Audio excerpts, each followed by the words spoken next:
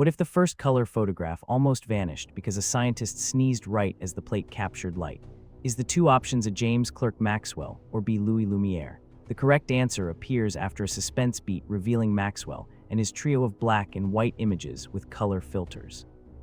The moment shows how physics turned color into a practical tool for art and science alike, and why cinema owes Maxwell a debt. The audience is invited to comment what color topic they want next.